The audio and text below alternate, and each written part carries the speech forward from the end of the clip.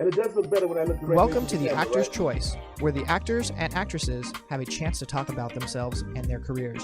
Join us now for the next hour as we explore the marvelous industry of acting by actors and actresses from today's exciting show business world. And now, direct from Hollywood, here's your host, Ron Brewington. Hi, everybody. I'm Ron Brewington, and welcome to the Actor's Choice. Roll it, Tony.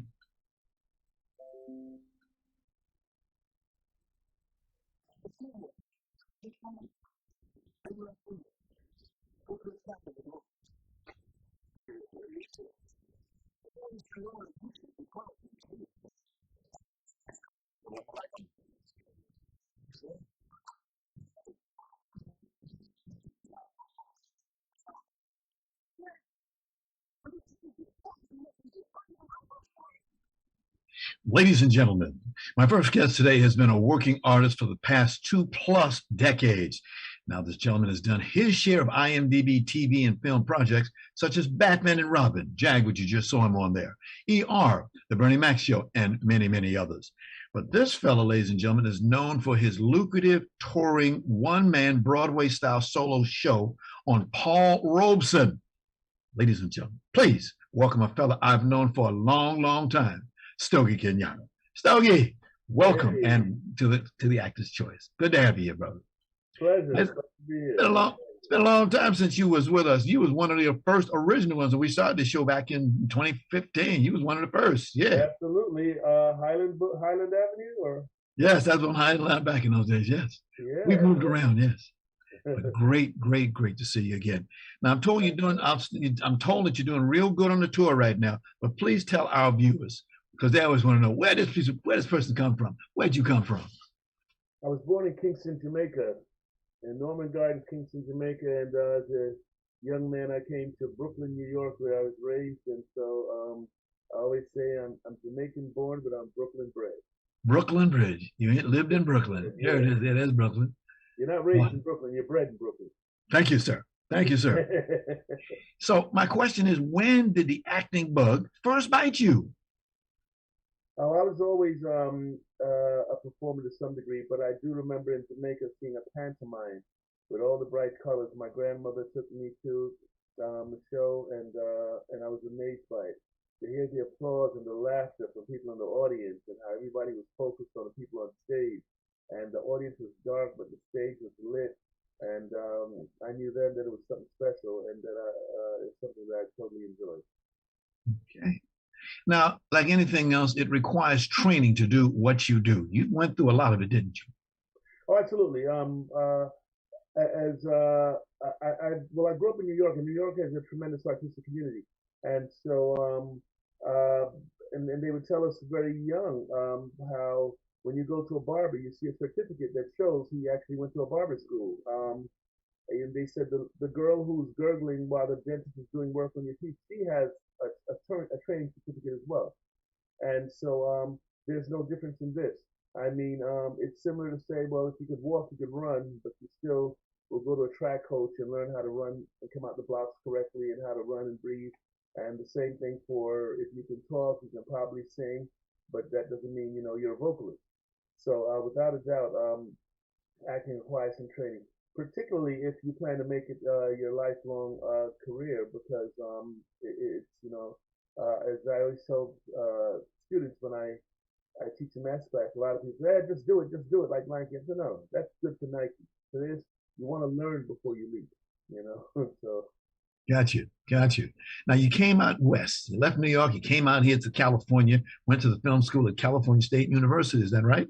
That is correct. Yes, indeed. Long Beach State. Cal State Long Beach is where Good school. I'm a graduate of that school also. Good school. Oh, okay, absolutely. Did my undergrad work there. Yeah. Indeed. Now, so I studied with Al Fan Theatrical Ensemble in New York at the Afro-American Studios with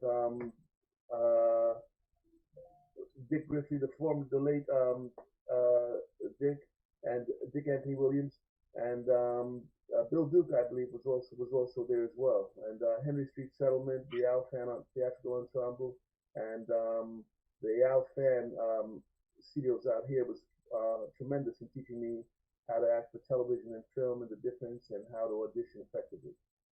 Okay.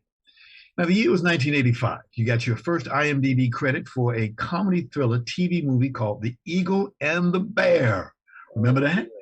Yes, I did. And actually, right before that was Sanford and Son Uh-huh. in 1985. Yeah. And I was like 19, 20 years old. And yeah, 1985. It was, yes, it was a wonderful thing. And the only thing I'd gotten before that was a commercial, which I lied to get in. And so you had to be Screen Act SAG to audition for a SAG show. And in order to be SAG, you had to have gotten a SAG job. So I said, that doesn't make any sense. And then they explained to me that's a catch 22.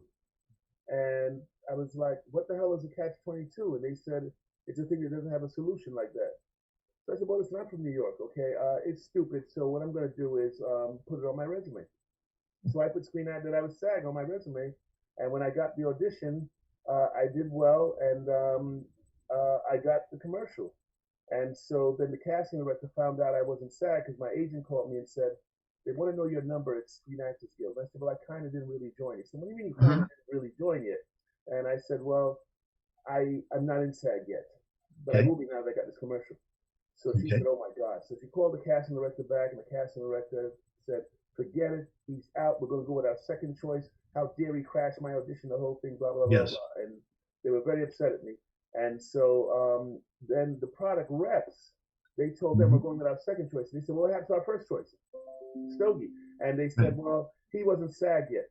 And so the product reps who actually do the real casting said, I don't care if he's SAG or schmag. That's what we want. We like his smile. Put him in the commercial. Put him in a commercial and go on. Yeah. So now, from there, you started some more TV and film roles, didn't you? After that. Absolutely. A few more roles. You had some roles, Matlock, Jake and the Fat Boy, a Fat Man. You had Tyson, you had Jag, the Bold and the Beautiful. Everybody's got to do a soap opera. You did yours. You did yours. I did that. I also did Capital and Santa Barbara. Indeed. You know. 22 to be exact, you did. But ladies and gentlemen, 2020 was the last film that this gentleman has done because of time. A man by the name of Joseph. You played a role called Joseph in 2020. Yeah, I actually played Uncle Donovan, and the picture was called Joseph.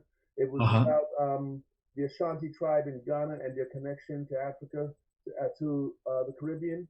And the majority of the slaves who left Africa left through one of two slave castles, and one was on the coast of Ghana. Ghana was called the Gold Coast because they found so much gold there. And so the movie is about the grandfather who was in Jamaica who wanted when he died, his ancestral bones to be returned, to be buried in African soil in Ghana. And so it was the year of the return, 2019, because it was 1619 when the first enslaved Africans arrived on U.S. shores. And so it's now notice I did say enslaved Africans and not African slaves, because they were never slaves there. It was just a free, proud people that were later enslaved, and that's an important distinction when teaching or bringing up that particular subject. So the movie Joseph did shoot. I shot 7 days in Kingston, Jamaica, in Halfway Tree, Jamaica, and 26 days in Ghana, Cape Coast, West Africa, and the capital, Accra, Ghana. It was a profound and moving, wonderful experience. Okay. By this time, after all the other things you've been doing, a gentleman by the name of Paul Robeson entered your life.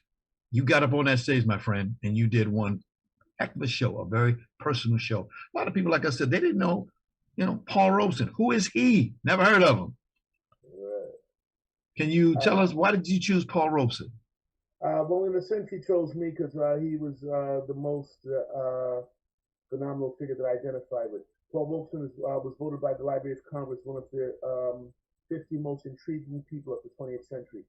He was the son of a slave born in 1898, a freed slave. His father was liberated by Harriet Tubman from the Robeson plantation down in Raleigh, North Carolina. He came to Princeton, New Jersey. He was one of the first to get an academic scholarship to Rutgers University, where he played football, baseball, basketball, and ran track. He also was an outstanding student. He was only the third African American to get an academic scholarship in the country, and he graduated magna cum laude and was valedictorian in 1919. And America was basically an illiterate nation in 1919, and there were no jobs for him. He then decided to go to law school. He got in law school because there was no box that said check ethnicity, and they couldn't believe he passed the test. So when he came, they didn't believe it was him. They had to go back to his All-American induction ceremony to see that it was actually him. Yes. And he became a lawyer and married an anthropologist. And no one needed a black lawyer then and would ever be represented by one. So even though he was with the Manhattan law firm, the first African American to do so, he still had no work. So his wife got him into performing. He had a beautiful bass baritone voice. He sung in his father's choir. Yes. And he performed with Lena Horne in her debut on stage. And it changed his whole life. He was famous for the song Old Man River and became the #1 concert draw in the world. Spoke 15 languages and is the most unique and amazing human being. We just happen to have a short clip on what you just told us. Roll it, Tony. Paul Robeson was an All-American football player at Rutgers, a law student at Columbia, and a star on Broadway and in Hollywood. He was also the son of an escaped slave. In 1946, Robeson sent a telegram asking President Truman to join him, Frank Sinatra, Orson Welles, and others in a crusade to end the lynching of African Americans. The president said no, because the time was not quite right. What a man, what he had to go to. My daughter, I have a daughter that lives in Texas. She's married to a guy named Paul Robeson. And I said, is she any connection there? Absolutely. It was the Robeson plantation from which the name came. When Robeson's father, William Drew Robeson, got free, he dropped that second R as a symbolic cutting off that umbilical cord to that plantation and the other race. And so Robeson and Robeson are the same tribe and from the same plantation. Okay. Now you have a word that you say the world is my home. By doing this play, you're a Pan-African teaching artist. What does that mean, sir? Pan-African teaching artist is I wrote the play and used it as a vehicle for social change and to uplift and inspire and educate and show the world that the best of Paul Robeson lives in us and to guide others to a more noble life. So as a Pan-African teaching artist, I'm using theater as a vehicle to show them how through arts and culture, how arts and culture forced the African in America and forced the world to accept our common yet shared humanity. And it was this that the 90% of the success we attained post-slavery was through arts and culture. Why? Because we did what others could not do at all. Africans in America and around the globe have created 90% of the music that the world knows today. Every ounce of music known to mankind, except opera and classical, was created by the Africans.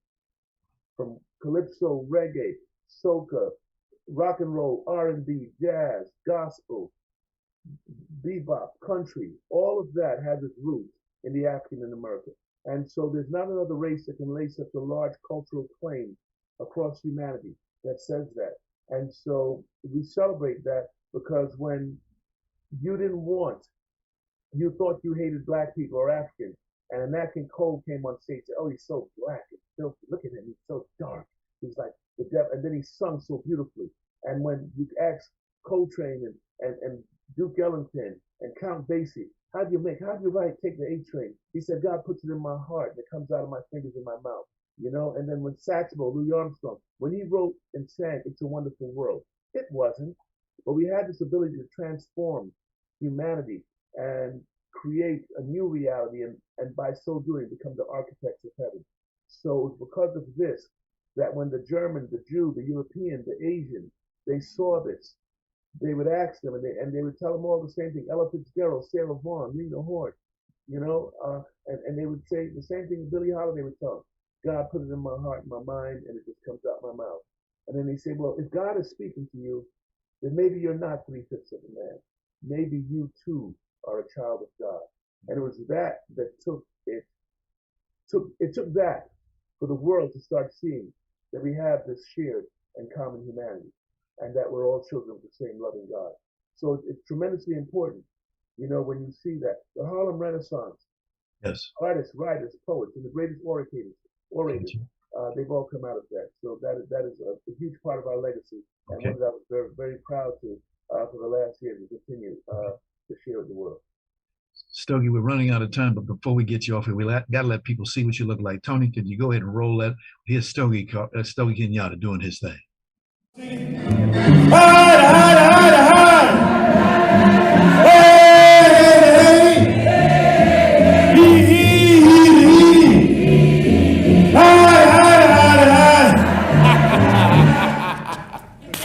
Y'all stop that now. Y'all ain't supposed to be having this much fun. This is the Great Depression. You are not supposed to be having this much fun during the Great Depression. We're out of time, but before you go, got to give a plug to your wife, Murchie. How's she doing? I know she's working with you guys. When you going on tour, what's happening? Yeah, well, Misha's doing wonderful. We celebrated our 23rd year of being married, and we toured 20 countries together around the world. And he's my light, my sound tech, my stage manager, my personal assistant, and my soulmate. So it's been a wonderful thing, and it's helped because the mental health of performing artists is always a delicate balance, and so but she's helped stabilize that for me, and so she's a blessing. But I will certainly tell her you said hello. Thank you. Ladies and gentlemen, I've seen this man in action at least 4 times. If you go ever see him, you'll never forget his performance. Stogie Kenyatta, thank you very, very much for being here today. The best for you in the future. Good holiday coming up. We got to bring you back because there's so much more you got to talk about. 17 minutes goes by just like that. Website, PaulRobeson1ManShow.com or StogieKenyatta.com. All right. The website. All right. Thank you, sir. Thank you, sir. This is the Actor's Choice. I'm your host, Ron Brewington. If you would like to know what we're asking about an Actors Choice Squad, we want you to help us form former baseball player Curt Flood into the Baseball Hall of Fame. Now, Curt passed away January 1997. He was the husband of one of our wonderful guests, renowned actress Judy Pace. What you got to do is go on our Facebook, or you can call our telephone number at 213-349-3941. That's 213-349-3941. We sincerely thank each and every one of you for being a part of this magnificent award for a great baseball player. Roll it, Tony. They are ready for you now.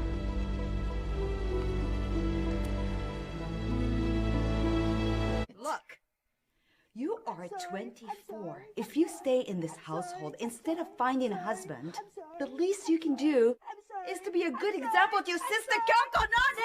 Stop it! Please, Ayame. That's Oka-san to you! Ladies and gentlemen, my next guest today is a Japanese-American actress who has starred in numerous theater credits, including Bomb in Gilead, Three Sisters, The Voice, AWOL 72, and many, many others. Now, for the past several years, this lady has embarked on her career as a writer and a director. Ladies and gentlemen, please welcome Tomoko Karina. Greetings, Tomoko, and welcome to the Actor's Choice. Can you hear me? Your mic is not on. We cannot hear you. Your mic is not on. Okay. Yeah. Oh, there it is. There, I know it was just all in the switch. First of all, welcome to the Actor's Choice. Nice to have you today. Tell us where you were born and raised at, please. I was born in the area called Nakano, which is the center of Tokyo in Japan. Okay. So where do you live at? Now you moved out of Japan. You did a lot of things. You came over here. Where do you live now in Los Angeles? You work based here now, right? Yes. Okay. Question that I always ask people: what made you want to get into this business? I always ask that question. Oh, it's crazy, right? Mm-hmm.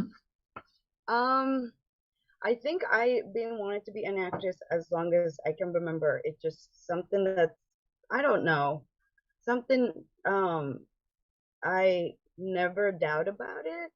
I think, but I daydreamed about it when I was in school without realizing why I'm doing it. And but I went to pre strict private school until 18, so the school didn't allow me to do any like work. So it was just kind of like the concept of being an artist is like out of question, the environment that I was in. Uh-huh. And but then yeah, after I entered college, I started actually pursuing a career. How did you feel? Your first feelings when you came here to Hollywood? Okay, bam, I'm here now. I'm here. I'm here. How did you first feel about this place? Actually, the very first time I came to Los Angeles was Uh-huh. dragged by my best friend um who was a party girl with a fake ID. So she's a Japanese girl. She dragged me a day after the graduation day of my high school, and we stayed in a hotel and just explored the city. And like I said, I grew up in very strict uh, school environment, so it was like a space to me. Like, wow, this is wild. And then um, uh, that trip was really a trigger moment for me to actually take an action to pursue a career. And at the time, I did not know that every single waiter or waitresses or every single young girl who we meet in Los Angeles were actors. I did not know that. And then some producer of Sylvester Stallone movie came up to me in a restaurant and and he said very casually, "Why aren't you an actress?" I think when I look back and think about it, he's like, every young girl in Los Angeles is actress, or why not you? But at that time, I took it as, oh, I could be an actress. From his eyes, as a producer, movie producer, he validated me that I could, like, I thought being an actress is someone who's selected or who was chosen or something like that. So, and that kind of gave me a validation that, oh, I can pursue this thing. And then as Yes. soon as I went back to Japan and entered college, I applied to exclusive workshop on one of the networks in Japan. The only thing I would say, and this is just from me to you, please be careful when you meet people because they throw lines at you. The next thing you know, you're in trouble. My parents would hate him, probably. Talk that line. Hey, girl, you sure looking good and all this good crap. Next thing you know, you're in trouble. Okay. It's hard for me to ask this, but I have to do it anyway. What is your favorite production, theater, TV, or film, and why? Um, I have to say Bomb in Gilead. Bomb and Gilead. Oh, okay. All right. Yeah. The year was 2010. Got your first IMDb credit for a role of Pauline in the comedy crime movie Crazy on the Outside. Remember that? I don't really remember that because I think I have like really, really small role and that's really long time ago. Okay. All right, so let's fast forward 9 years to the year 2019. And there you are in this short film called Camellia Korea Pink. You wrote it, you directed it, and you starred in it, right? What was that like? Yeah, it was a very adventurous experience because I didn't go to film school and all my knowledge was just really being an actor. Yes. So I learned a lot about technical filmmaking and also it gave me a confidence that, oh, I can communicate with actors. That's for me it's easy thing, but and and also someone who I don't know come up to me and say, "Oh, I loved your story," and that really gave me a moment. Yes. There are a large number of Asians working in Hollywood. How do you feel about that? Oh, I'm sorry. There are Asians working in Hollywood. What's your feeling about that? Well, I think it's gotten like so much better. Consider when I started it. I mean, I just didn't have a place when I started it. I just couldn't see myself like doing real work in Hollywood. That's why actually I came here. I came to Hollywood first, and then I learned from great teachers about acting. But you know, I couldn't explore those knowledge or craft. So I went back to Japan and used those knowledge, and then. But it's gotten really better. But I think I wanna. I mean, I want to see more leads, and I want to see I don't know. I want to see more story from our point of view. Yes. Again, this is something all minorities have to do. You want to see yourself up on that board, people that represent who you are. Yes, and it's the best thing in the world. That's why I started writing, because otherwise I thought I would never get to play the lead. I always going to be the girlfriend of someone, or it's going to be always like a nurse or the lawyer, yeah. So let's talk about what you're currently doing. The Serpent, currently running at the Odyssey Theater. Please tell us about that play. That's very visceral experience. Just come to the theater and not expect anything, and try not to understand anything and feel it. Okay. That's all there is. We just do something important and do something significant on stage and sharing with the audience. Right. Now, he put a good picture. Look at that second picture he put up there. I understand this is your first time at the Odyssey Theater. How do you like the theater complex? How do you like it? I love it. I love the avant-garde vibe, and they really people are really nice over there. It's like real theater people. They love the work, and I love I just love that the director really see when things that's emotionally or anything significant going on stage, he recognizes it, and I really appreciate it. Now, I understand that the Odyssey has been the highlight of your career, just being there, which is marvelous, because I've been there numerous times myself. A wonderful theater to go to, the Odyssey Theater, as I call it, Sepulveda on Sepulveda, where a lot of people need to go. Indeed. Okay, how do I get tickets for this play? Oh, I'm sorry. How do I get tickets for the play, The Serpent? Oh, go to Odyssey Theater Ensemble website. Good. Or yeah. Good. Yeah. Good. You got another program that you've done in the past called Blood. Director, writer Robert Allen Ackerman. Yeah. With Glenn Headley, late Glenn Headley, great actress. I learned a lot from her. Yeah. Wow. How'd you like that play? It was very important piece as in terms of a social message, and I was really honored to be a part of it.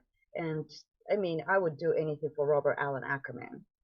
I mean, he's the one who taught me how to act, how to really be an artist. So I trust everything he does, and it was wonderful, wonderful production. Super. We ain't got but a few moments left, but I just want to bring forward a play that you wrote and directed this past summer called Japanese Love Story, Shazuka. Yeah. Well, that was an amazing experience, and I thought I would never be able to do something like that. But I really wanted to bring a real story of Japanese period piece without being too exotic and emotionally charged, and really viscerally feel the story rather than exoticism. At the same time, we make sure that everything is like historically accurate. It's a true story, yes. And everybody knows in Japan, but not a lot of people knows in America. So I wanted to introduce that very romantic star-crossed lover story. We just happen to have a clip of what you did. Roll it, Tony.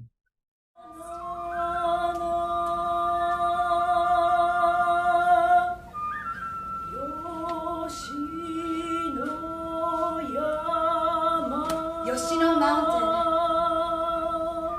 You stepped into the snow of the crest and walked away. I am missing you as I remember. Tomoko, that is beautiful. You put your heart and soul into that play. And I hope that in the future you'll get more projects like that and pull it off just as good as you pulled that one. That was beautiful. Thank you very much. Thank you. Thank you. Thank you, Ron. Want to thank you for being here today. Please come back again, please. We didn't have enough time to be with you. Of course, thank you, publicist, my good friend, Lucy Pollock. Best wishes to you. Thank you very much. Take care. This is the Actor's Choice. I'm Ron Brewington. Roll it, Tony. You're sick. Hey, Ron. I'm the sick one. You broke in my house, remember? So what do you plan to do with me? Don't you worry about that. I'm gonna change your life. You belong to me now.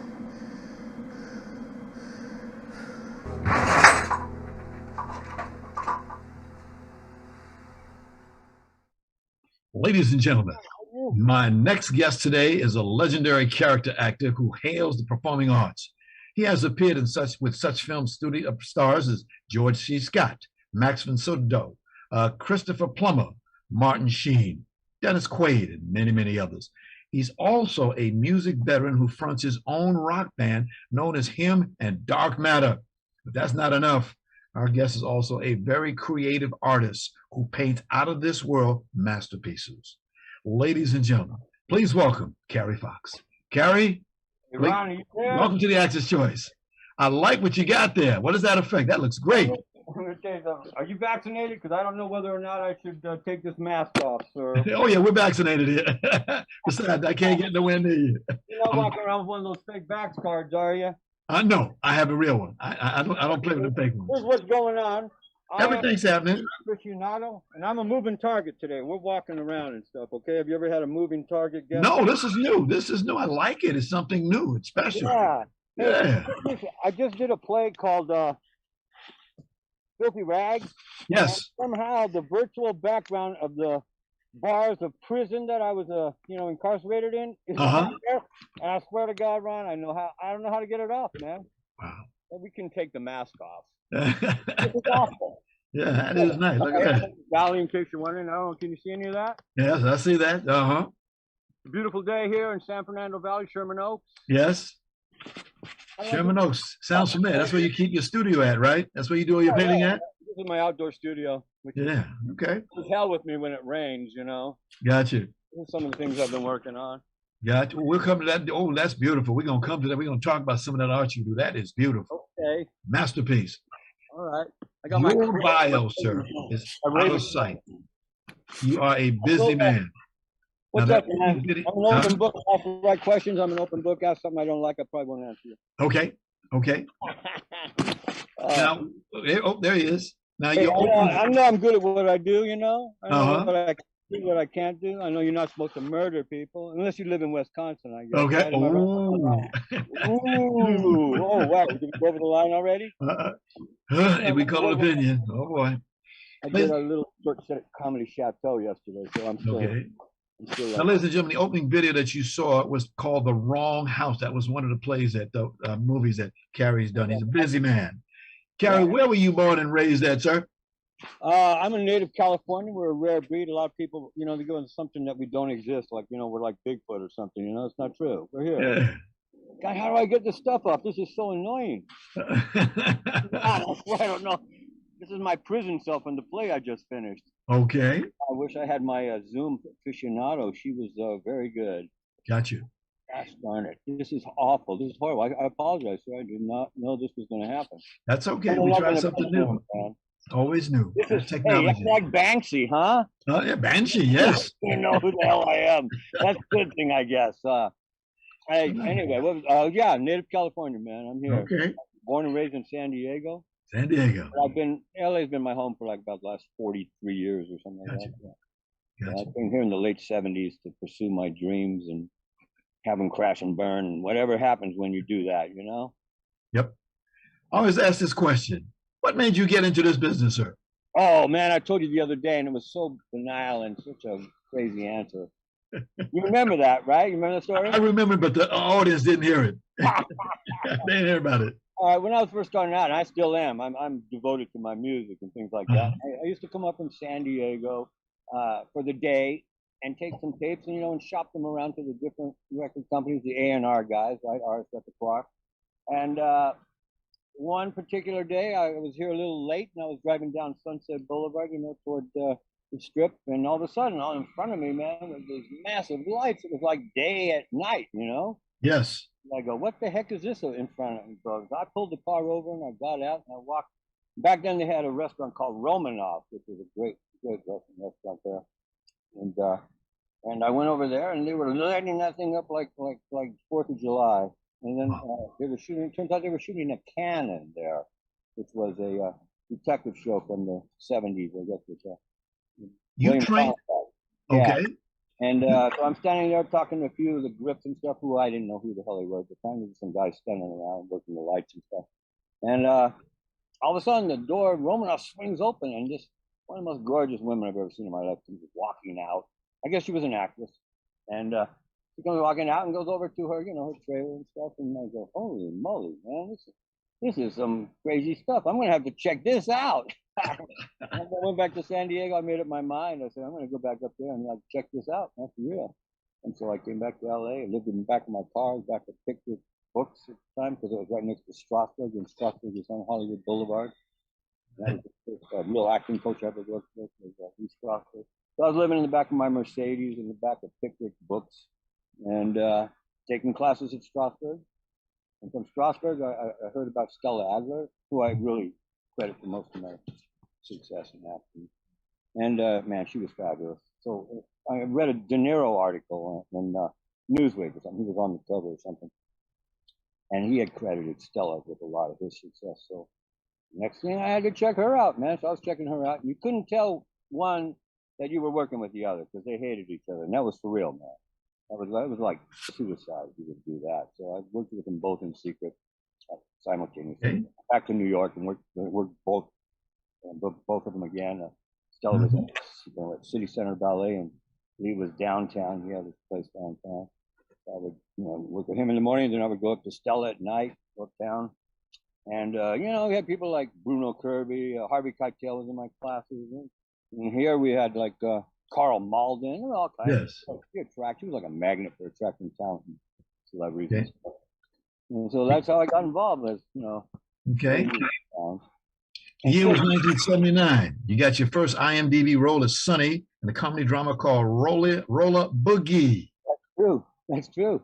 Yeah, that was my first thing. That opened the door for me, man. At the time, I had that Strasbourg mentality about, you know, TV is not good enough for you. You know, you're way above that and all that. So when I was looking at this film, I was going, God, this isn't how I wanted to break out, man. You know, I wanted to do something like really serious and stuff. You know, realized, it was a fun movie for an audience of, you know, kids and stuff, dude. Get your head together.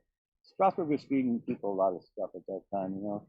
But yeah, it accomplished what I needed to be accomplished, which was it got me into, one of my goals was to join SAG before the 80s. And that was, I think, 1979 or something. So I just made that door. And it got me on the way. We had Linda Blair in that film. I think she did The Exorcist over with her because we had a few skills that did that instantaneous, you know, combustion stuff, and they went up in smoke. It was a good film. I liked it. Carrie, over the years, you've had some great roles. I mean, you've been seen on Asylum, 1,000 Ways to Die, Firestarter, Dreamscape, Los Angeles Overnight. And I understand you completed a new one called The Runaway. And you're also filming Sock and Buskin.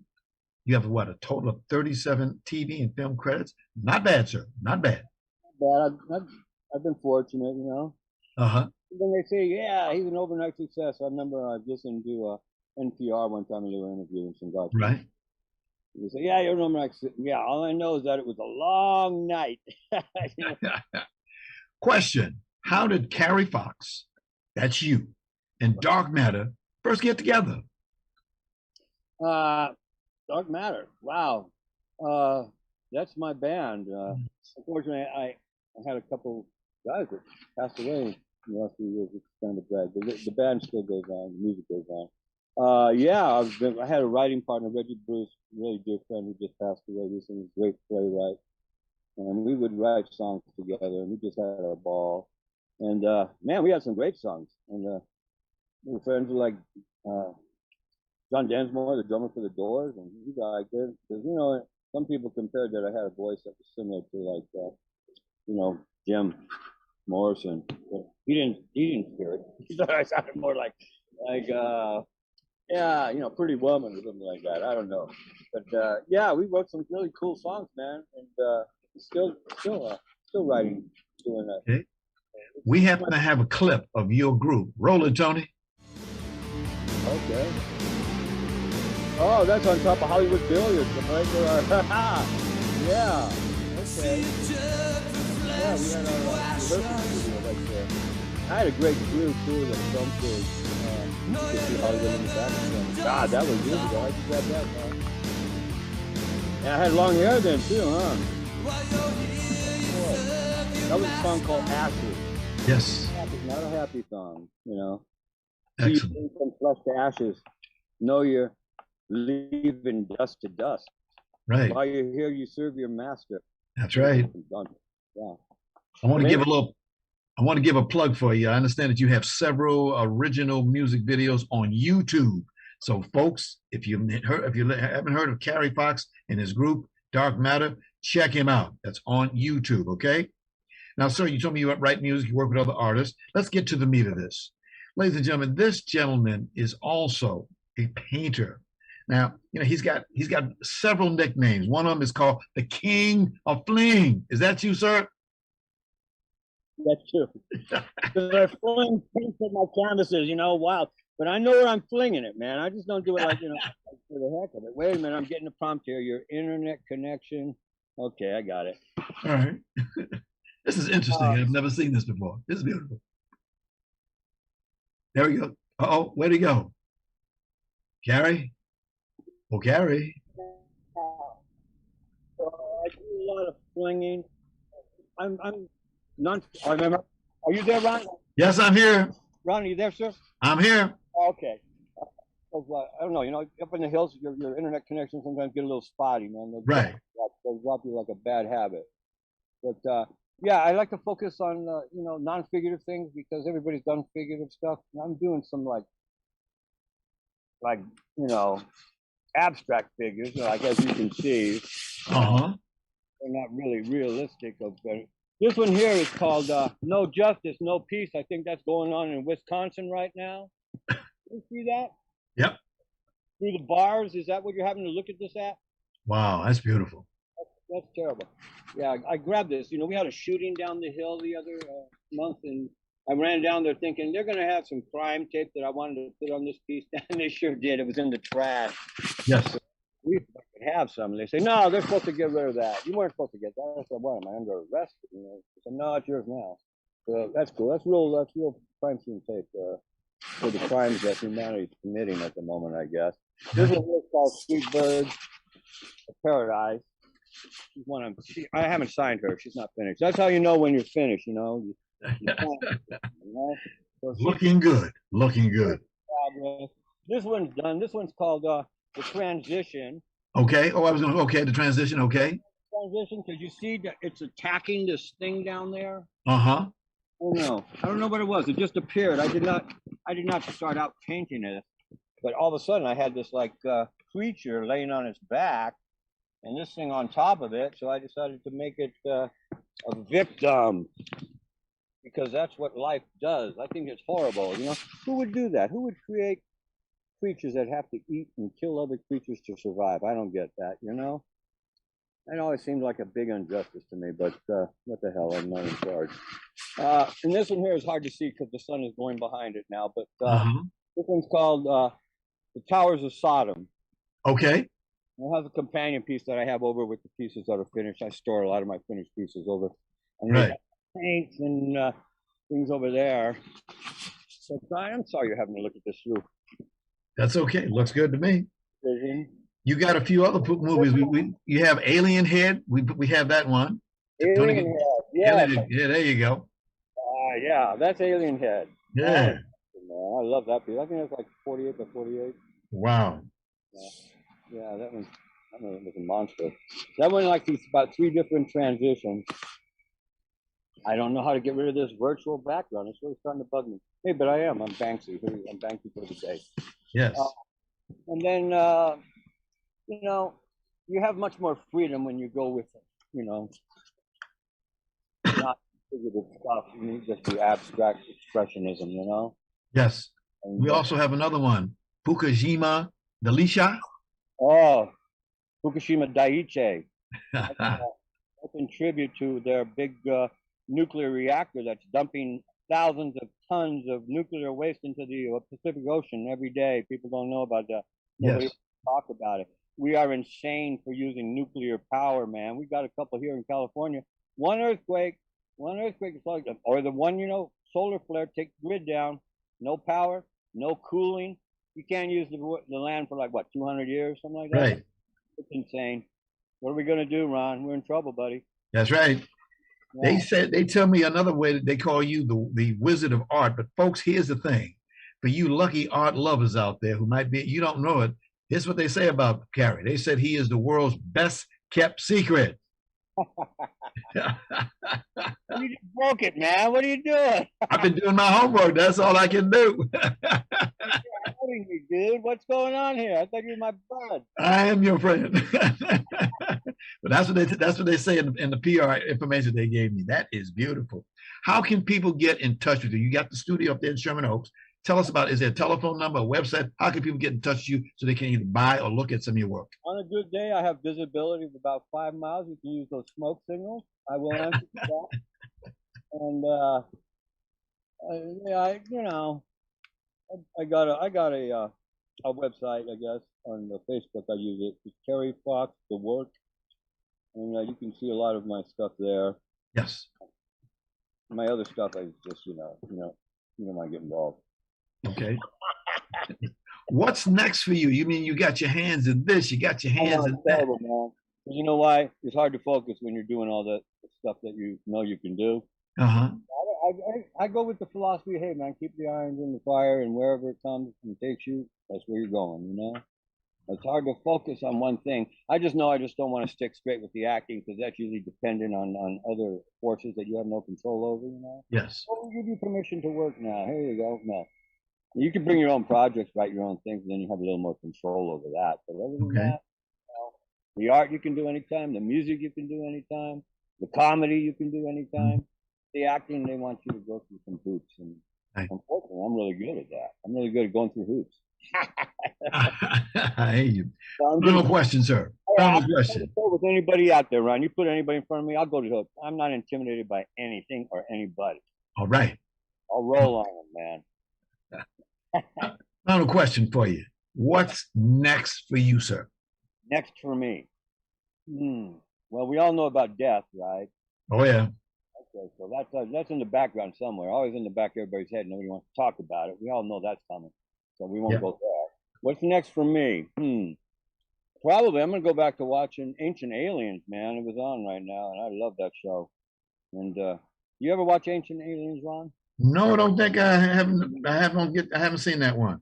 On the History Channel. Okay. Talk about, hey, I'm into it. I know there's aliens. I swear on a stack of Bibles. My mother's iPhone, I've seen 2 UFOs personally, sir, and they were both here in town. Wow. Yeah. It's hard to say what's next for me in all seriousness, you know. I mean, I don't know where it's going to come from. I'm just putting stuff out there all the time. I'm working on this play that Darryl Phillips just wrote. Yes. Filthy Rag, which you can see a zoom. That's what these bars are. It's on YouTube right now under Filthy Rags. I play a character named Van who murders this black family. Well, I leave the wife and mother alone, but I kill her husband and her child in front of her, her teenage child. And it's set in Texas in the 30s. And I guess I'm a racist, violent guy. Probably like that guy that was just in Wisconsin, But anyway, I get put in prison, and these are my prison bars from that show. And she wants to come and see me every day. And this is a true story, taken from a true story that happened in South Africa, and he adapted it to Texas. Okay. But she comes and sees me every day, and I just like do everything to discourage her and humiliate her, yell at her, threaten her. And she continues to come, and she finally turns my head around, man, and turns me into some kind of version of a human being, you know? Okay. I end up falling in love with her, and then it turns out, well, you know what? I don't want to be a spoiler alert. You're going to have to watch it. Filthy Rags on YouTube. It's a work in progress. We're still working on it. We're looking to do a film of it, hopefully, and get it back on the boards when the pandemic lets us. You know, we were supposed to go to a live theater, and then the pandemic hit. Yeah. So that's why we got this virtual background of bars that I know how not to do. I have no clue. Otherwise, I like the mysterious look here, though. This is good. I like it. It is mysterious. It's different. Yeah, I'm sorry about that, man. Hey, we love it. That's new technology. Love it. Next time you come back, bring some more with you. Bring some more. Carrie, we want to thank you very much for being here today. We wish you the very best in your future. And by the way, happy Thanksgiving to you. And give my best to Eileen Proctor, your publicist. She really enjoyed. Thank you. Okay. Thank you very, very much for being here. You have a wonderful life and Thanksgiving and all that and good stuff, Christmas and New Year's, and I'll see you soon, okay? Okay, friend. Thank you very much. Thank you. Thank you, Ron. Bye-bye. Thank our sponsors, Harvey Brandman, Photography is an Art, Ron Irwin's Lose Life, The Way to Lose Weight, Harry Buford's Book to the Future, Time Travel, Message in a Capsule, State Farm agent Carla Green, and veteran actor Rob Brownstein's Actor Training School and Actor Space. And much thanks to our guest today, actor Stogie Kenyatta, actress, director, writer Tomoko Karina, and actor, artist Carrie Fox. And of course, special thanks to our ever-growing worldwide audience. Be well. We'll see you next time.